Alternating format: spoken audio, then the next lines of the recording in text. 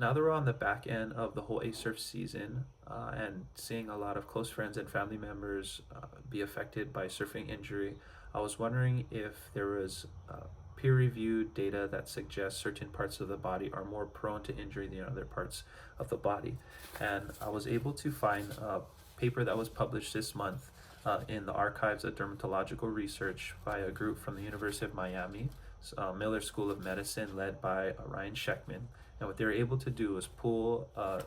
series of data from the National Electronic Injury Surveillance System, or the NEISS, which is a stratified representation of all the different hospitals across the US. And they found that 54% of the emergency room cases as a result of surfing and windsurfing from 2021 to 2023 were a result of an injury to the head or the neck. 23% of those cases were a result of an emergency injury that was to the lower extremity, the legs. Next was at 15% with the upper extremities, which would be the arms or the hands, followed by the upper trunk, which would be 4.8%, which would be the chest, and then the lower trunk would be like the abdomen at 3.2%. One thing to keep in mind in this paper is that this data was sampled from a public database, the National Electronic Injury Surveillance System, and that NEISS is supposed to be a nationally stratified sample, or it's supposed to be sort of this representative sample comprised of about only 100 hospitals across the entire nation. So although the numbers are smaller,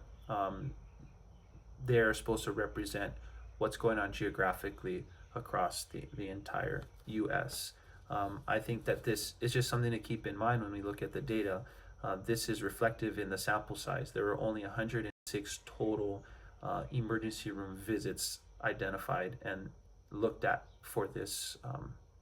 investigation, which doesn't mean that there's only 106 emergency room visits from surfing or windsurfing from 2021 to 2023, but rather they would hope that using this public database, people can get an idea of sort of the percentages of what's happening or what's going on in the emergency room visits. Hopefully that helps us just to get a better representation and understanding of if there are certain parts of our body that are more prone to injury, and help us take the necessary actions to protect ourselves.